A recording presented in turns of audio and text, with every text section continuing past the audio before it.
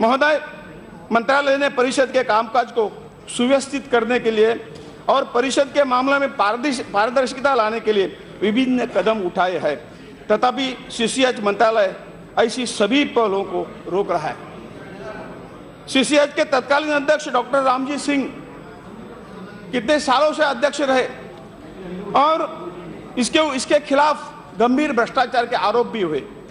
19 दिसंबर 2016 को सीबीआई में उसको 20 लाख रुपए लेते हुए पकड़ा गया और उसके ऊपर सीबीआई की केस भी हुई है और वो आदमी कम से कम 1.5-2 महीना जेल में भी रहे हैं। ऐसे जो इन परिस्थितियों में शीर्ष केंद्रीय विनायक निकाय के अध्यक्ष के रूप में डॉक्टर रामजी सिंह को पद पर बनाए रखना होम्योपैथी चिकित्सा पद्धति के हितों के खिलाफ है। महोदय, सीबीआई ने अपने दिनांक 31/3/2008 के पत्र में सीसीएच के तत्कालीन सचिव डॉक्टर ललित वर्मा के खिलाफ भारी जुर्माना लगाने के लिए नियमित विभागीय कार्रवाई शुरू करने की सिफारिश की थी।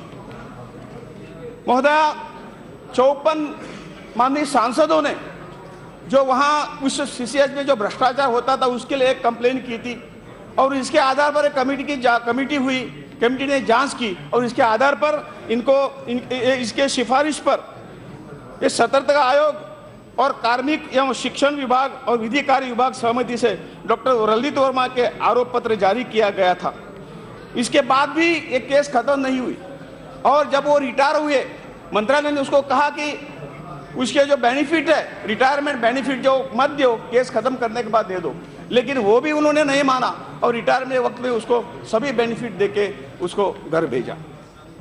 महोदय, यह भी विशेष रूप से उल्लेखनीय है कि डॉक्टर रामजी सिंह पूर्व अध्यक्ष जो है वो सीसीएच सहित परिषद के कई सदस्य अपना कार्यकाल पूरा होने के बाद भी वहां बैठे रहे।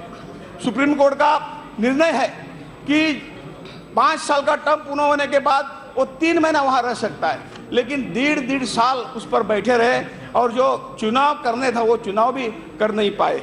और इसी अवस्था में होम्योपैथी चिकित्सा कॉलेजों में गुणवत्ता का मामला जो भी चिंता का विषय बन गया। आयुष कॉलेजों में पारदर्शिता सुनिश्चित करने और गुणवत्ता तथा कार्यकारिणी में सुधार लाने के लिए मंत्रालय ने कॉलेजों में सूचना प्रौद्योगिकी के प्रयोग को बढ़ावा देने के सहित कई महत्वपूर्ण उपाय किए थे। इस संदर्भ में मैं मंत्रालय ने सभी होम्योपैथी कॉलेजों को अध्यापन स्टाफ, गैर अध्यापन, अस्पताल स्टाफ और स्नातकोत्तर छात्रों के लिए आधार आधारित जियो लोकेशन सक्षम उपस्थिति प्रणाली हेतु दिशा निर्देश जारी किए थे। सीजीएम द्वारा मंत्रालय के निर्देशों का आज तक अनुपालन नहीं हो रहा है और इसी तरह से जो कुछ मंत्रालय ने प्रयास किए इसमें ठीक तरह से सब इस तरह का पारदर्शी व्यवहार हो, जो हमने कहा उन्होंने माना नहीं और इसलिए आज हमें इस नियम को लाने की कोशिश करनी पड़ी। यह भी ध्यान देने के योग्य है कि सीसीएच द्वारा किए जाने वाले सहयोग और भरोसे का सीसीएच के पूर्व अध्यक्ष डॉक्टर रामजी सिंह द्वारा पूरा उल्लंघन किया गया था, जब उन्होंने आयुष मंत्रालय को यह उल्लेख करते हुए लिखा है कि परिषद मंत्रालय को कोई भी सिफारिश नहीं करेगी। अतः परिषद को बचाने और उसके सही उद्देश्यों को पूरा करने के लिए इसकी कार्यकारिणी बहाल करने तथा प्रवेश से संबंधित समयबद्ध मामलों के निपटाने हेतु तत्काल उपाय किए जाने आवश्यक है।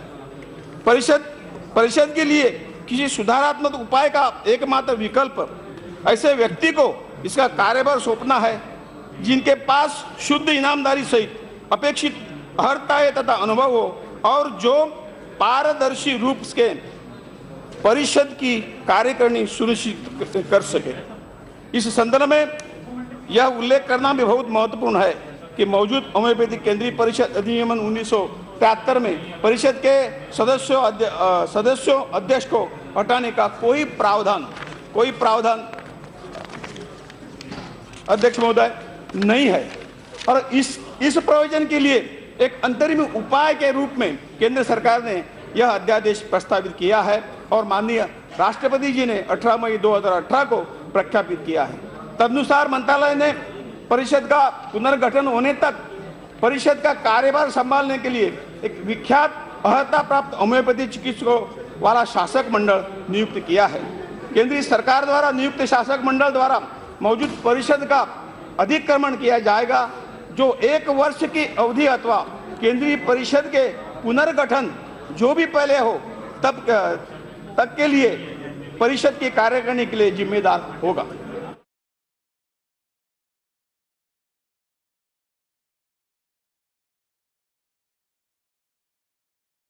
इस वीडियो में बस इतना ही। वीडियो लाइक, शेयर, सब्सक्राइब जरूर कीजिएगा। आप सभी ने अपना अमूल्य समय हमें दिया, इसके लिए आप सभी का बहुत बहुत धन्यवाद। Thank you.